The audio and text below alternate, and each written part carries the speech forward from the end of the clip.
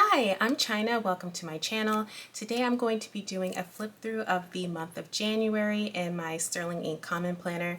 I posted a video at the beginning of this year showing how I set this planner up, and since then quite a bit has changed. So I'm going to go through all the spreads, the quarterly, monthly, weekly spreads, and what I've done so far in the notes pages, and I'll talk about what worked for me, what didn't work for me, and what I changed going into the month of February. The first thing that I changed is that I had my planner in a leather cover from Seven Felicity, and I have since moved it into this plastic clear cover. I'll try to link something similar below. This is actually from an old notebook that I have had for years, and I did this because I wanted the notebook or the planner to be just more portable for me. I can now slip this into my purse, and I've been really living out of this planner as far as planning and journaling is concerned. So having it be portable, able to take with me everywhere has been a game changer for me. Let's take a look inside. So the first spread that we're going to take a look at today is this quarterly breakdown spread. It has a space for each month within the first quarter, and I initially was using this for 3 work goals, 3 personal goals, and then to try to track my saving and my reading, which are goals that I had set up in the beginning of the year. I didn't really like the way that this worked. I wasn't referring to this side as much as I was referring to my monthly spreads. So I ended up putting this section for the month of January into my monthly spreads, and you'll see that when we get there. So what I changed was for February, I thought it would be nice to try out something similar to a currently spread, which is one thing that I liked and I missed about my happy planner, was having something at the beginning of the month to capture what I was doing, reading, loving, listening to.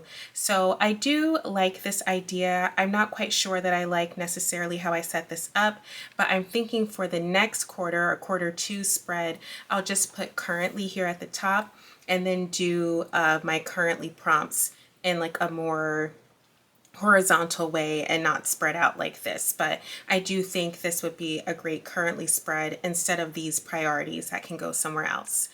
The second side of this spread I dedicated in the beginning of the year to doing some mood tracking, as well as tracking some habits and activities that I thought would be interesting to look at the end of the year. And this really worked for me. So I set up a mood key, and you can see here I was able to come in every single day. It was something that I looked forward to at the end of the night. I would come in, I would fill out my mood, I'd do a little bit of reflection on how I was feeling, and then I'd fill in how many steps, whether I went to the gym, veggies, whether I posted on YouTube, my no spin, and my reading. So I'm going to stick with that for the month of February. I have here, I'm still tracking my mood, and instead of my 10K steps, I'm doing whether I walk to work, because been getting 10K steps pretty consistently. Still whether I'm going to the gym, no spin, reading, and I've been trying to just clean lightly around the apartment more often. So I'm excited that to see kind of what February looks like for me. The mood tracking was a game changer because I was able to notice some patterns in my own mood, like maybe I was more tired often, or this yellow is for happy and content, and I kind of realized that I just wasn't experiencing a lot of happy days, so I was able to go back to my therapist and we kind of talked through some of those things. So I think there's a lot of power in using a tracker like this in your planner. Let's move on to the monthly spread. Now for the monthly spread, this is what January looked like. Not much has changed from that setup video. You can see these are the tasks that I was talking about that was in that quarterly breakdown. I put them here so that I could schedule them out on the monthly, and that was perfect. So the only thing that I changed for February was just the amount of decoration that went on this page. This is what December kind of looked like. I did a test run and I was like, this is too much decoration. So then I went down to this for January and I was like, this is nice, but it's still a little bit too much. So for February, I just use, this is from, I think I got these from Hobby Lobby, and I used a month sticker for February. I put some hearts down because it is the month of Valentine's Day, and then I do still have my task here, but otherwise the spread is very simple. I do forward planning here, any appointments that I have, any trips that I'm taking, and then the task list. And as I approach these tasks, I can now see in my schedule where I have space to put these in, or if there's any deadlines for any of these tasks here. So I think that as far as the monthly is concerned, this is how I'll be using the monthly going forward. I'm really pleased with how this came out. We'll go on to the weekly pages next. Now the weekly spreads are probably where I had the most difficulty really settling into, and I actually made a video about this process because this is the first week of January and it took a long time to even know where to start with this spread, and I did not like the way that it came out. I still don't like it now, but it served a purpose, which was I just needed to get started somewhere and then work on making the spread work for me. And I'm going to be honest, because that's what I do here on this channel, I was thinking about just completely hopping to another planner or maybe going back to my Happy Planner Mini because I kind of thought there was too much space. I didn't like the way that this looked. It just didn't feel very natural to me. But over time, I did really get into a groove and figure out how to make the layout work with how my day worked. And now I am absolutely in love with this planner. I already have plans for like what I'm going to do for next year. So this is the second week of January, and you'll see moving forward, for right now, I kind of like pick a color for the week and then I center all of the stickers and things around that color that I pick. I kind of changed up how my habits are. I have a gratitude list that I really like in the sidebar, and tracking my steps here, the amount of steps that I get each day, and highlighter. And I'm gonna film, I think, some plan with me's now that I'm getting into a good like kind of vibe with this planner, of how in the beginning of the week I kind of just start with my appointments, but the spread really comes to life as the week goes on. So I've been able to add some icon stickers, and this is one spread that I love. The theme or the color of the week is purple, and purple is my favorite color. So I like how I can like add these icon stickers to tell a story of my day. I still have plenty of room for my checklist. I put my appointments down next to the time. So it's like some light time blocking. I'm not blocking out the time, but I do know here at 10 o'clock I have a meeting, and I love this spread. I think this is one of my favorites. Here is the fourth week, and the theme was blue. I started playing around with some different hand lettering. These are some printables off of Etsy. I will link these below.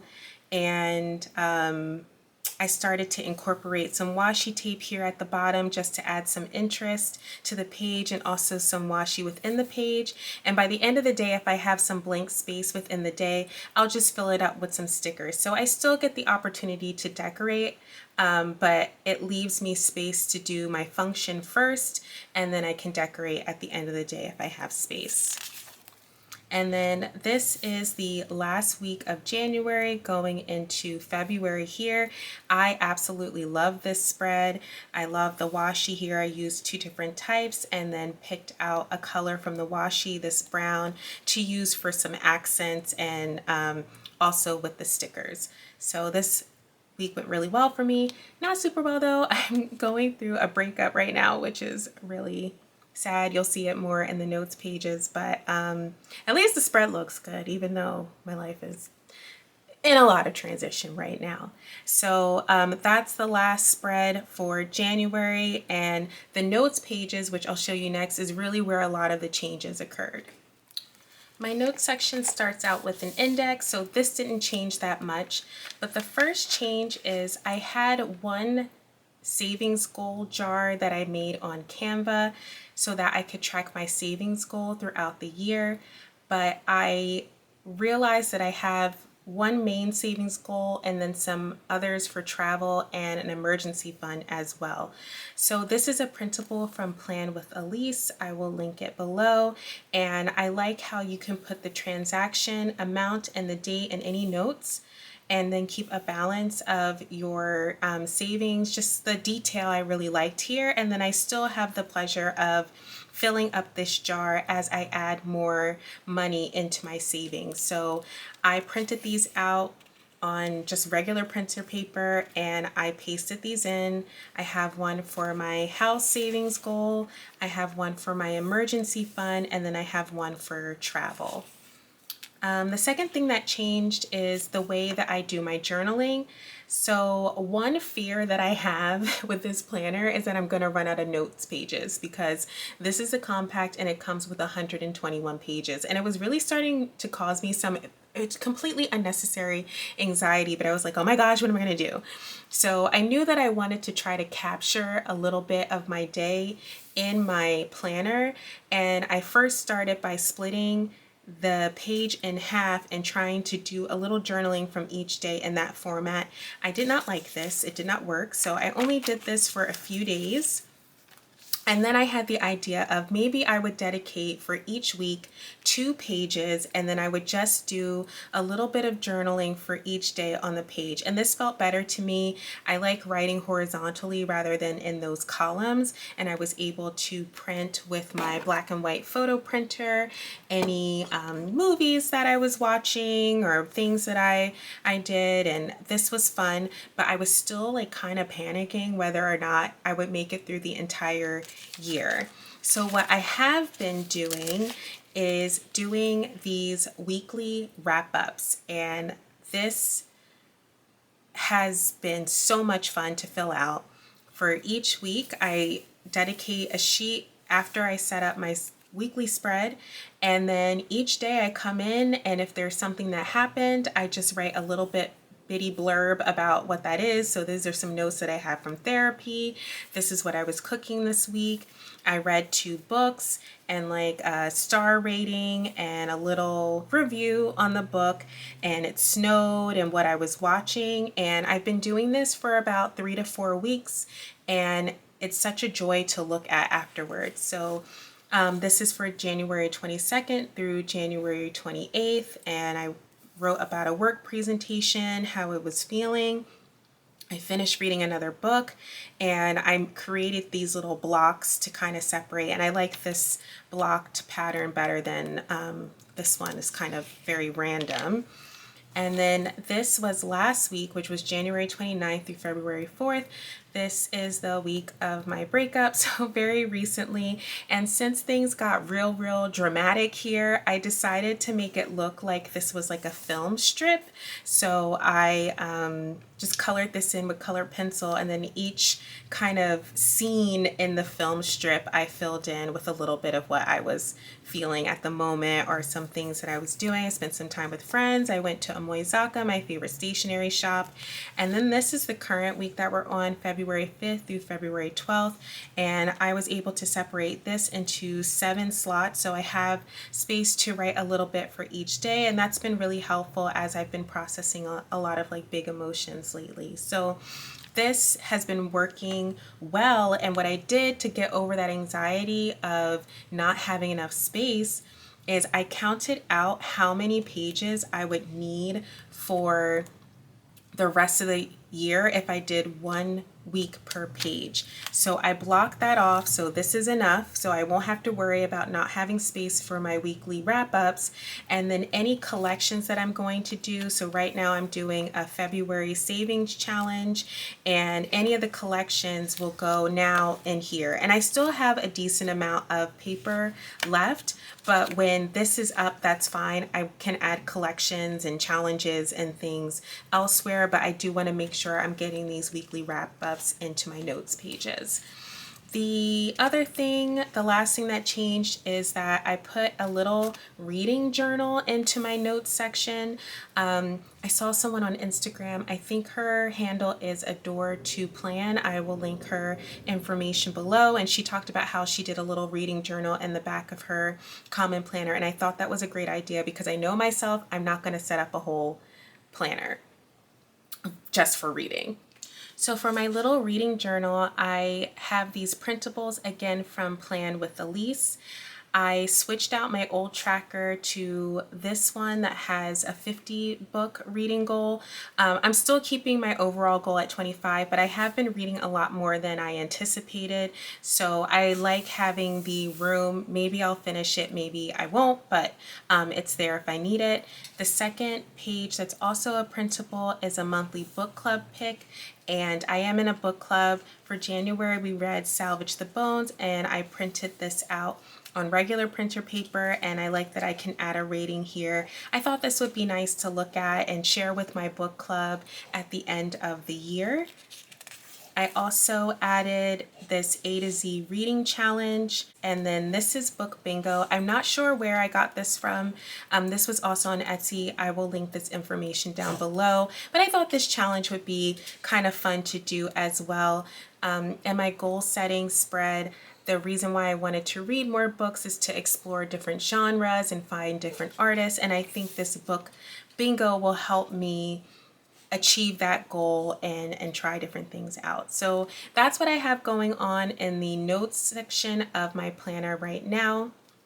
I would love to hear about any changes that you've made to your planner after the first month. I know the first month can be a moment where people are really trying to settle in and figure out what's working, what's not. And some things that you maybe set up in the beginning of the year, you find out it's not working for you and you need to change it. And that's absolutely okay. And it's even okay if you need to change your planner. So comment down below any changes you've made. Are you happy in your new planner? Do you have any suggestions on how I can use my planner? I would love to hear it.